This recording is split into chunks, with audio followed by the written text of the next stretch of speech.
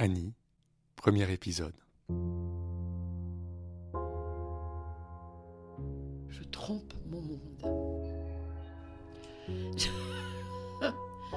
Je ne suis vraiment pas celle qu'on pense, si tu veux. Les gens que je côtoie, vont souvent de découverte en découverte, si tu veux. Quoi. Et puis aussi, tu as une vie qu'on ne peut pas Qu'on deviner. ne peut pas deviner, oui. Ouais.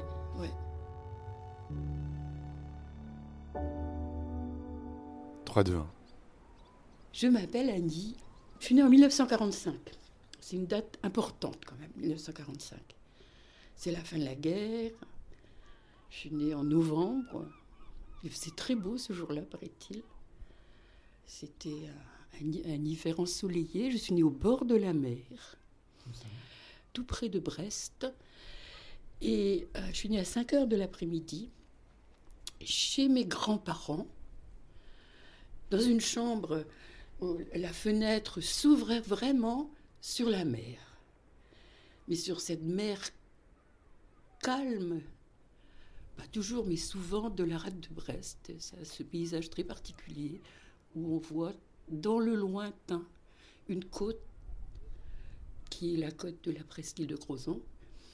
Et ma grand-tante était l'accoucheuse du quartier, en fait. Et curieusement, c'est mon grand-père qui a assisté à l'accouchement. Mon grand-père qui était très fier et qui pensait et disait que j'allais connaître les lendemains qui chantent. Il était si content de ma naissance parce que j'allais faire partie des enfants qui allaient connaître un monde meilleur. Voilà.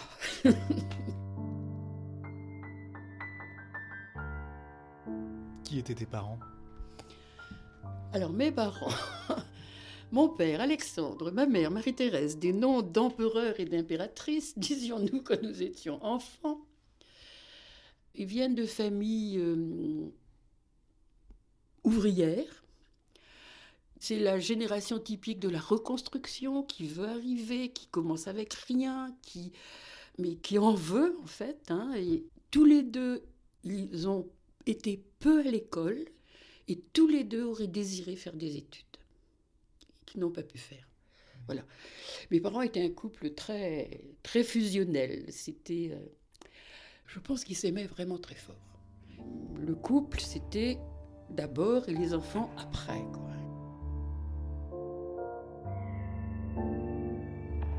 Mon père était un homme très jaloux, très possessif, très autoritaire.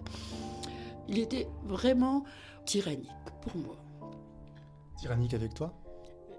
Plus particulièrement avec moi, parce que j'étais l'aînée, je pense. Il était vraiment un mâle, mon père. C'était vraiment un macho qui aurait voulu avoir un fils. Donc je n'étais pas. J'ai une sœur qui est née 4 ans après moi.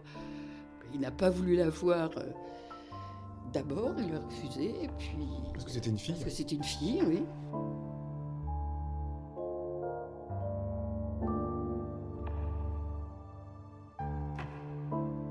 Ma mère était une femme très distante. Mais vraiment, très très distante. En fait, ma mère était une femme soumise et en même temps avec un caractère très affirmé. C'est très difficile à décrire, mais elle était soumise à mon père. À mon avis, ma mère, les enfants, c'était pas son truc. Et quelque part, je m'imagine qu'elle imaginait sa vie sans enfants, c'est-à-dire une vie indépendante. Cette femme soumise imaginait une vie indépendante et aspirait à une vie indépendante. Ça peut paraître contradictoire, mais ça ne l'est pas. Et les femmes de cette génération, quand elles sont dans cette situation-là, elles reprochent constamment à leurs enfants d'exister. Quels sont tes souvenirs d'enfance ? J'ai beaucoup, moi, des souvenirs de peur. Ça, j'ai des souvenirs de peur, d'entendre des conversations d'adultes. J'ai des souvenirs comme ça, du mot tonnerre, d'avoir mis ça en relation avec des motards que je vois, avec des casques. J'ai C'est des sensations, c'est vraiment des sensations. Forcément, tu as grandi dans la guerre, en fait, dans l'après-guerre et Ouais, ça fait dans les toujours- récits de guerre, oui, ça dans les fait destructions, dans partie, les ouais. ruines. Ça fait partie de mes peurs aussi. Ouais. Et ça m'a poursuivi dans mes rêves des scènes de guerre que j'avais pas vécues, hein, mais que, évidemment, dans la conscience collective de l'époque, m'a imprégné de ça. Euh, Quelle scène? Bah, tu vis tranquillement, les soldats arrivent, ils tuent, ils te font prisonnier, ils détruisent, des choses comme ça.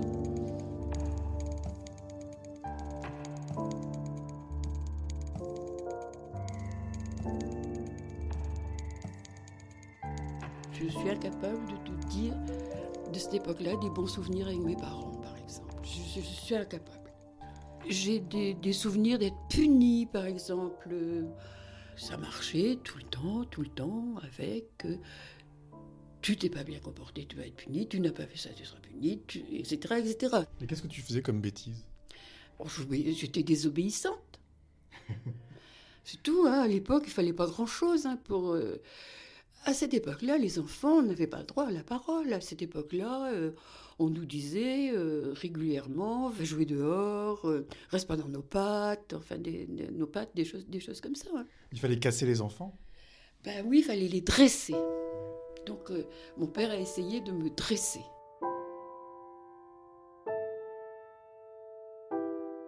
Bon, je suis pas Cosette, hein, faut pas exagérer non plus.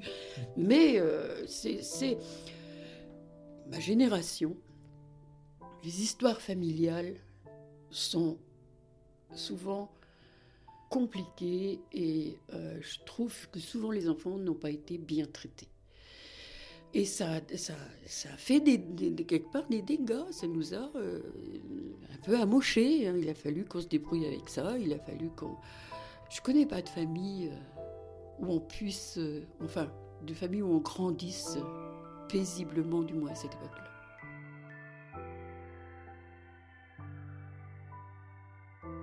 Les parents de cette génération-là, ce qui leur a manqué, c'est de se poser des questions sur eux-mêmes. De se dire, ben voilà, mon enfant, il fait ci, fait ça, il fait des conneries, tiens, comment il se comporte, quelle est ma part là-dedans? En fait, la vie de famille, c'est une vie en collectif, on vit ensemble, les parents ont leur part. En tout cas, ça a sûrement installé un certain rapport à l'autorité. Chez moi, ah oui, absolument, oui. Un refus total, oui, de l'autorité, et puis surtout une méfiance envers les adultes, que j'ai toujours aujourd'hui. Hein. Mais pourtant, t'es adulte. Oui, mais que veux-tu?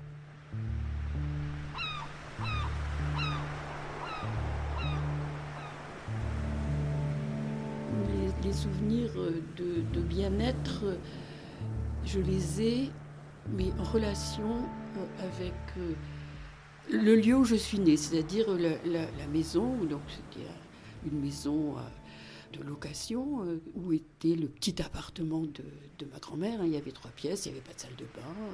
C'était vraiment rudimentaire, mais je m'y sentais très très bien. Avec vue sur la mer, sur le bout du monde. Oui, avec vue sur le bout du monde. Et on voyait le Goulet, c'est-à-dire là où la rade débouche sur l'océan et plus loin l'Amérique, que ça voulait déjà dire...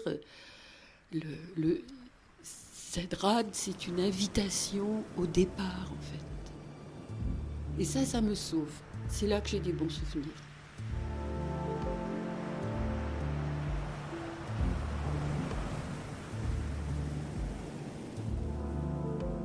Alors, tu me parlais de tes moments de bien-être. Donc, il y avait ta grand-mère. C'était qui cette femme?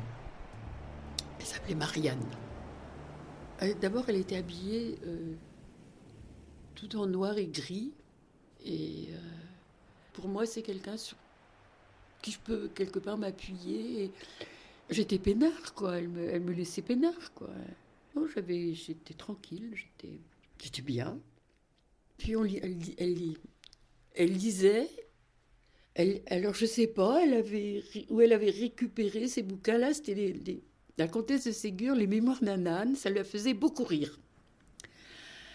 Et j'aimais beaucoup lire avec elle les Mémoires d'un âne parce que je n'avais pas le droit, avec mon père, de lire La Comtesse de Ségur. Parce que c'était une bourgeoise. Ouais. Et qui méprisait son personnel, méprisait les ouvriers, etc., les paysans. Ce qui est vrai. Il avait tout à fait raison dans son analyse. Mais me l'interdire, c'était pas très intelligent parce que j'ai tout lu après. Et donc, ma grand-mère adorait les Mémoires d'un âne. Donc, nous lisions ensemble. Moi, peut-être même que c'est moi qui lui lisais les Mémoires d'un âne le soir dans son lit. Un grand lit à 2 places avec des superbes édredons en plumes, tout frais, tout. Ah, c'était très bien. Ça, c'était un vrai plaisir. Parce que c'était un peu de chaleur. Ouais. Et d'ailleurs, quand il m'arrive très régulièrement de rêver de cet endroit, de la voir et de voir la mer, ça dépend, elle est basse, elle est haute, quelquefois je vais à la pêche, je rentre dans la maison et à une époque j'ai essayé un peu de comprendre à quel moment ces rêves-là me venaient et j'ai cru comprendre que c'était comme une étape d'apaisement, si tu veux, quand j'étais dans une période un peu trouble. Quand ce rêve arrivait, ça voulait dire que je sortais du tunnel, où je la vois, et puis voilà, le rêve est fini, mais moi je me réveille apaisée. C'est le bout du tunnel. C'est le bout du tunnel, oui.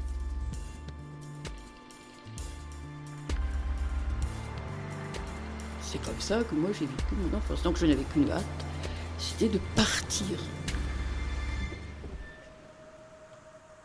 À suivre.